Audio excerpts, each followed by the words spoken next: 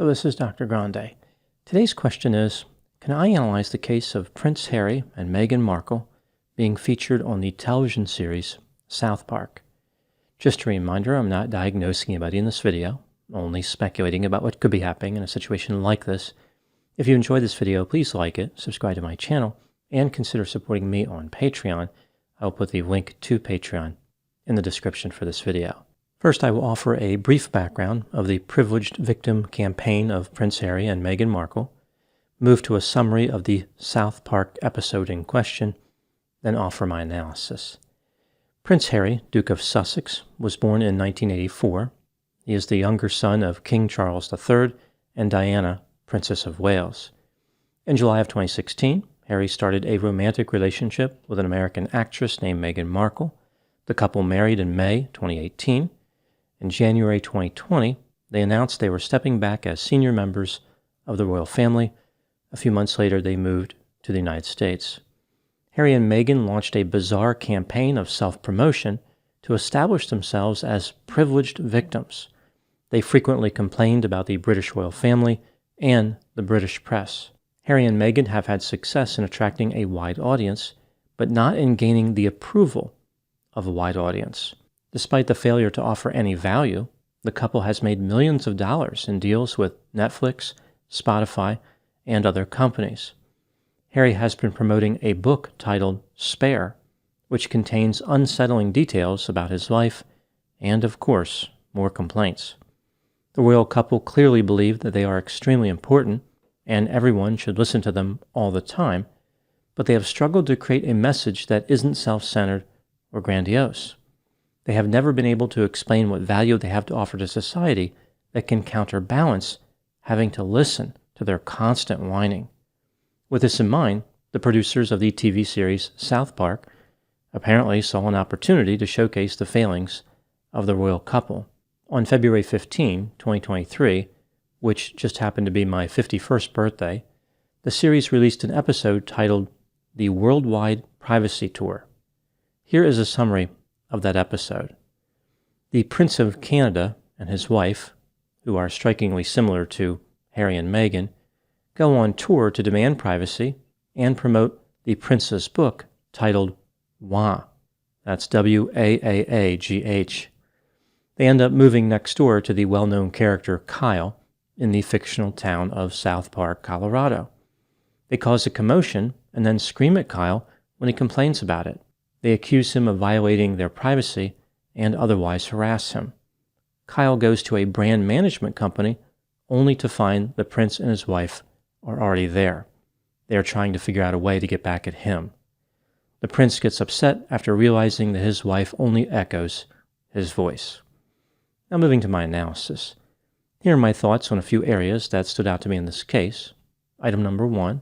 Not long after the South Park episode was released, there were unfounded rumors that Harry and Meghan were looking into filing a lawsuit against the producers of the TV series.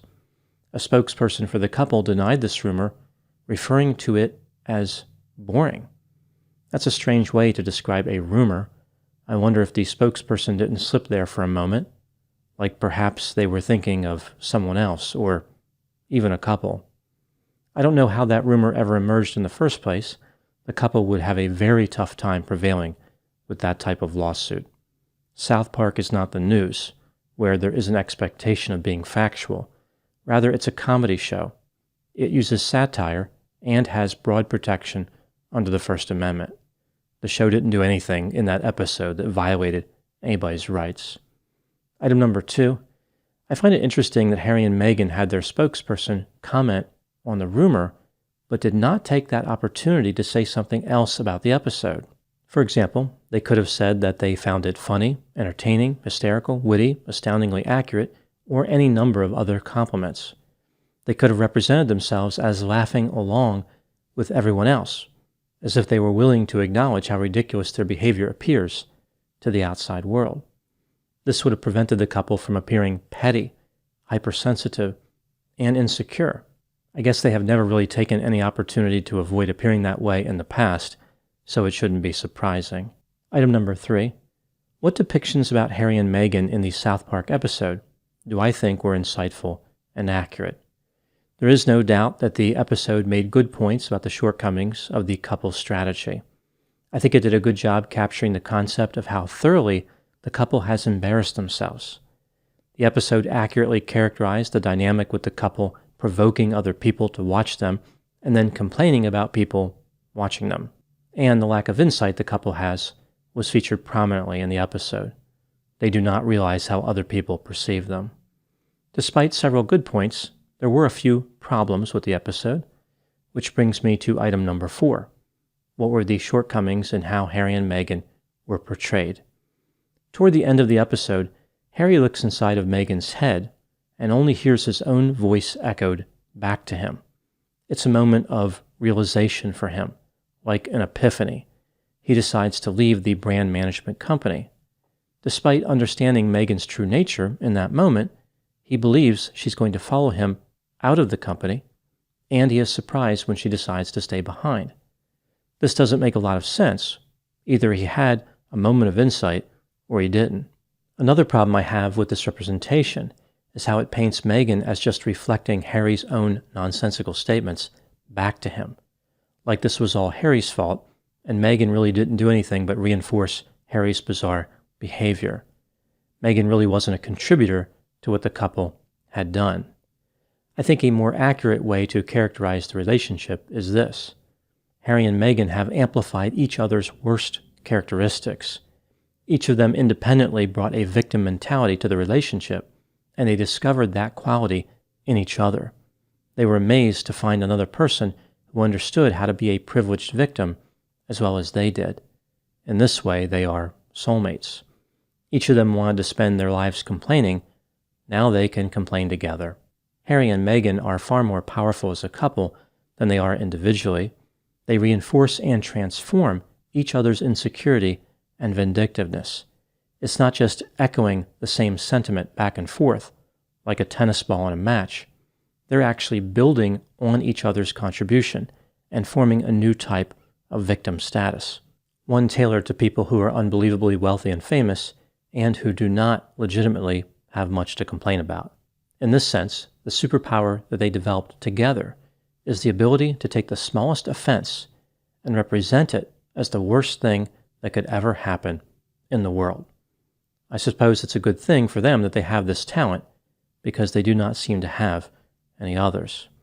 Item number 5, Harry and Meghan have not indicated how they really feel about the South Park episode. How did they react to watching it? Well, of course, there's no way to know for sure, but I can put together a theory about what could be happening in a situation like this. One could argue that Harry and Meghan share a number of characteristics. For example, they are grandiose, vindictive, insecure, petty, hypersensitive to criticism, have a sense of entitlement, and have no insight. Now, looking at the South Park episode, we see a direct and devastating portrayal of the couple's behavior. When a married couple with these characteristics is forced to face their behavior in a blatant way, like watching the South Park episode, one common reaction would be denial.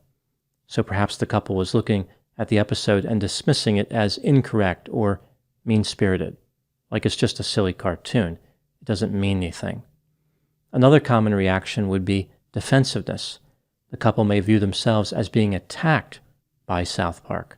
In their way of thinking, the manner in which they are portrayed only proves their point. Everybody is out to get them.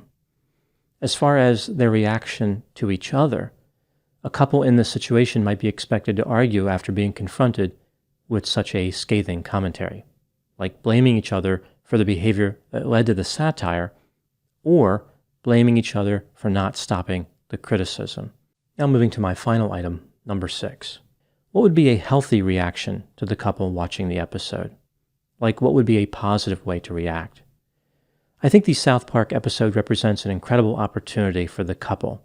It gives them a glimpse into how the world sees them. I doubt that they would laugh at the characters in the show. That would be asking for a lot. I think a small step would be simply appreciating how their behavior has been hurtful to so many people around the world. Simply acknowledging that they have made bad decisions, which legitimately and appropriately attracted incisive criticism. I find it interesting that Harry and Meghan can hold the concepts of privilege and victim in their minds at the same time. they can rectify the differences between those two concepts to think of themselves as privileged victims, but they cannot see how they can be both offended and offensive at the same time. Maybe Harry and Meghan did endure some hardships, but their crusade of constant complaining has created a calamity through offending others, which is more catastrophic than the couple ever sustained themselves. What the couple should learn from the South Park episode is that it's time to end the privileged victim tour and initiate an insight tour. Those are my thoughts on the case of Harry and Meghan being featured on South Park.